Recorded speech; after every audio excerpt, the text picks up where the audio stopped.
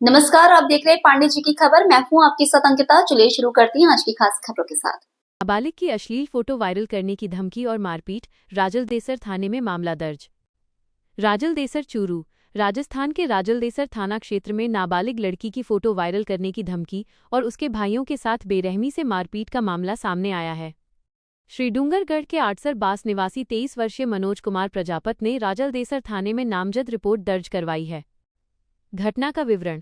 पीड़ित मनोज ने बताया कि 15 जनवरी को वो अपने ननिहाल राजलदेसर आया हुआ था। दोपहर करीब 2:30 बजे जब वो अपने भाइयों हेमंत और राकेश के साथ नेशनल हाईवे पर पहुंचा तो वहां पहले से घात लगाकर बैठे मोहित नाई, प्रहलाद जाट, हेमंत प्रजापत और अन्य 4-5 युवकों ने उन्हें रोक लिया। ब्लैकमेलिंग और हमला। आरोप है कि मोहित नाई ने मनोज को उसकी नाबालिग बहन की तस्वीरें दिखाते हुए कहा कि उसने ये फोटो एक शादी के दौरान खींची थी। आरोपी ने धमकी दी कि यदि उसकी बात नहीं मानी गई तो वो इन तस्वीरों को वायरल कर देगा। जब भाइयों ने इसका विरोध किया तो आरोपियों ने लाठी डंडों और पत्थरों से उन पर हमला कर दिया। इस हमले में हेमंत के सिर पर पत्थर लगने से गंभीर चोट आई है और उसका गला दबाने की भी कोशिश की गई। पुलिस की कार्रवाई। मौके पर पहुंची पुलिस ने घायलों को अस्पताल पहुंचाया और उनकी जान बचाई। पीड़ित ने बताया कि आरोपियों ने पुलिस कार्रवाई करने पर बहन को बदनाम करने की धमकी भी दी है। क्रॉस केस दर्ज। इस मामले में दूसरी ओर से राधेश्याम पुत्र रामलाल नाई ने भी क्रॉस मामला दर्ज करवाया है। फिलहाल पुलिस ने दोनों पक्षों की रिपोर्ट पर तफ्तीश शुरू कर दी है। मामले की जांच sub inspector SI Bajrang Lal द्वारा की जा रही है। मैं श्री डूंगरगढ़ का निवासी हूँ। मेरी एक 14 साल की नाबालिग बहन है। तो उस बहन को राजलदेसर निवासी मोहित नाई पहले से परेशान करता था। जब वो मेरे बड़ी बहन की शादी थी तब श्री डूंगरगढ़ आया था। उस टाइम उसने मेरी बहन की पिक्चरें निकाल ली और ब्लैकमेल करने लगा बात करने के लिए। फिर जब इसकी शिकायत मैंने डूंगरगढ़ थाने में की तो डूंगरगढ़ प्रशासन ने मेरी मदद की और उसको यहाँ से बुलाया और 151 के अंदर उसे बंद भी किया, उसे समझाया। तब उसने कहा कि मैं फोटो में डिलीट कर दूंगा और आज के बाद ये गलती नहीं करूंगा। और 6 महीने के लिए वो पाबंद था।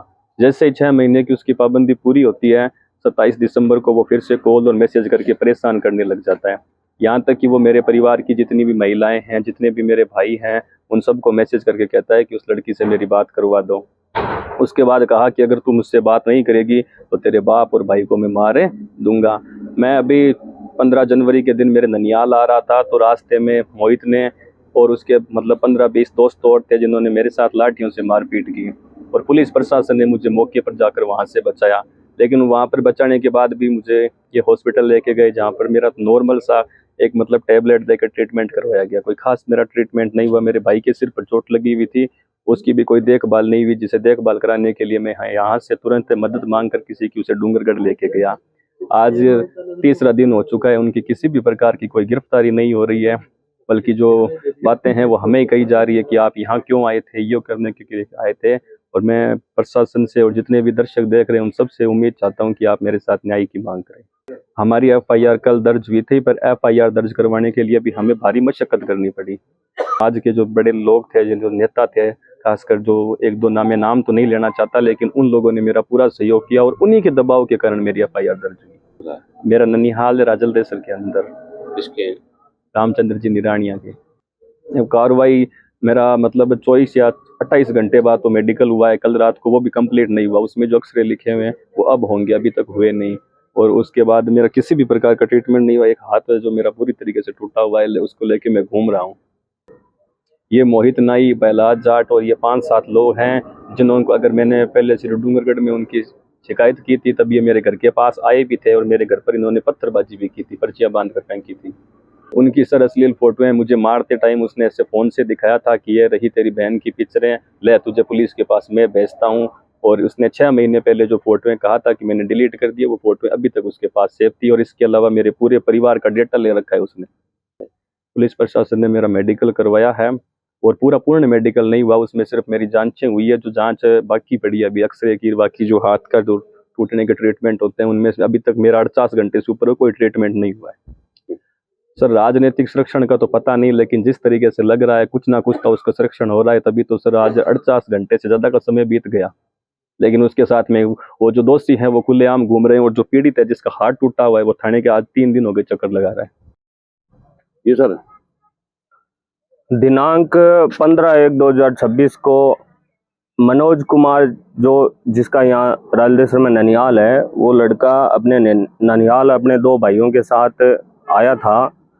तो राजलदेसर जैसे ही वो उसने प्रवेश किया, हाईवे के ऊपर जो सती माता मंदिर बना हुआ है, वहाँ 15-20 बंदे, उसने तो संख्या ज़्यादा बताई है लेकिन 25-30 बंदे वो बता रहा है, उन लोगों ने पहले से जो घात लगा के बैठे थे। जैसे ही वो हाईवे से अपने ननिहाल की तरफ जाने के लिए घुमा, उसी वक्त उन लोगों ने उसको पकड़ के और उसकी जो नाबालिग बहन है उसके मैटर में उसके साथ ज़बरदस्त मारपीट की और जान से मारने की पूरी कोशिश, जिस तरह से उसने मनोज ने बताया है कि उसके सर पे हाथों पे काफ़ी चोटें आई हुई है। उसने 6 महीने पहले भी उसकी बहन को छेड़छाड़ और उसके साथ अश्लील फोटो वीडियो जो दिखा के उसके साथ मारपीट की है कि ये देखो तेरी बहन की फोटोएं। उसके बाद वो उस दिन तो जहाँ रास्ते पे जो हाईवे पे गाड़ियां चलती है, वो गाड़ियों वालों ने रोक के और उन लोगों को छुटवाया और थाने में सूचना दी राहगीरों ने। तो यहाँ पुलिस प्रशासन वहाँ मौके पर पहुँच के उनको हॉस्पिटल ठीक है भर्ती भी करवाया, लेकिन कोई कार्रवाई नहीं की। वो बंदे चले गए डरे सहमे। कल 9 बजे वो राजलदेसर थाने में मुकदमा कराने के लिए आए थे, लेकिन प्रशासन ने भी उनकी तरफ कोई ध्यान नहीं दिया, पुलिस ने, और शाम को 7-8 बजे उनका मुकदमा दर्ज किया गया। काफ़ी देर तक उनका मुकदमा दर्ज नहीं हुआ। कल शाम को 8 बजे उनका मुकदमा दर्ज हो गया। उनकी मेडिकल भी करवाया गया और अब भी उनके एक्सरे कराने के लिए पुलिस लेके उनको गई है हेमराज जी को। उनका यहाँ ननिहाल है, वो ननिहाल आए हुए थे और ये काफ़ी दिनों से उसकी बहन को परेशान कर रहे हैं, जो डूंगरगढ़ निवास करते हैं। यही है कि हम तो न्याय संगत मांग करते पुलिस से कि वो जो दोषी है यहाँ के स्थानीय जो राजलदेसर के बदमाश प्रवृत्ति के लोग हैं, वो काफ़ी उनकी शिकायतें हर रोज़ आती रहती है। इस थाने में 15-20 एप्लीकेशनें उनके खिलाफ पड़ी है पहले से, तो उनकी उम्र भी काफ़ी कम बताई गई है। तो वो बदमाश प्रवृत्ति में सम्मिलित रहते हैं, हर रोज़ हर ऐसी छोटी मोटी घटनाएं करते रहते हैं। उनको गिरफ्तार करके उनके खिलाफ कार्रवाई करने की हम मांग करते हैं। ये डर का माहौल बिल्कुल है, क्योंकि इस तरह से उनकी उम्र बताई जा रही है, कोई 20 साल, 21 साल, 25 साल, और वो संगठित होकर रात को 12-1 बजे तक इन्हीं होटलों में घूमते फिरते रहते हैं, छोटी मोटी घटनाएं करते रहते हैं, चोरी और मारपीट की काफ़ी उनके खिलाफ शिकायतें आई है। हम तो प्रशासन से यही मांग कर रहे हैं कि उनके खिलाफ बड़ा एक्शन लेके उन पे कार्रवाई करें, ताकि भविष्य में कोई बड़ी घटना ये बदमाश प्रवृत्ति नहीं चले जाए, तो उनके खिलाफ अभी से अच्छी कार्रवाई हो जाए तो ये इनको रोका जा सकता है। तरीका ने वगैरह का क्या मामला है?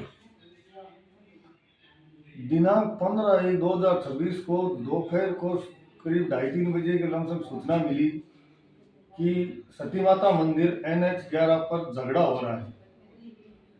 उक्त सूचना पर मैं ASI बजरंग लाल मैं जाब्ता के मौका पर पहुंचा तो वहां पर काफी व्यक्ति खड़े हुए मिले, जिनसे मैंने पूछा कि क्या बात हुई। तो उनमें से एक मनोज कुमार प्रजापत था, जो श्री डूंगरगढ़ आर्ट सरबास का है। उसने बताया कि मोहित नाई, जो राजलदेसर का निवासी है, वो मेरी बहन के साथ फोन पर असली बातें करता है। तो हम उसको समझाने के लिए आए थे, इसी बात को लेकर हमारे आपस में वहाँ झगड़ा हो गया। तो जो लोग थे वो मारपीट करके यहाँ से कस्बा राजलदेसर तरफ भाग गए। उसके बाद मनोज ने कहा कि भाई मेरे सिर में चोट लगी है, तो मेरे चक्कर आ रहे हैं, तो हम इसको राजलदेसर ले गए, अस्पताल राजलदेसर लेके गए। वहाँ पर प्राथमिक उपचार के बाद इसको छुट्टी दे दी गई। इसी घटना के क्रम में कल शाम को मनोज प्रजापत डोंगरगढ़ और राधेश्याम नाई राजलदेसर ने क्रॉस में एक दूसरे के खिलाफ मुकदमा दर्ज करवाया है, जिनका दोनों तरफ से मेडिकल करवाया जा चुका है और आगे का अनुसंधान जारी है।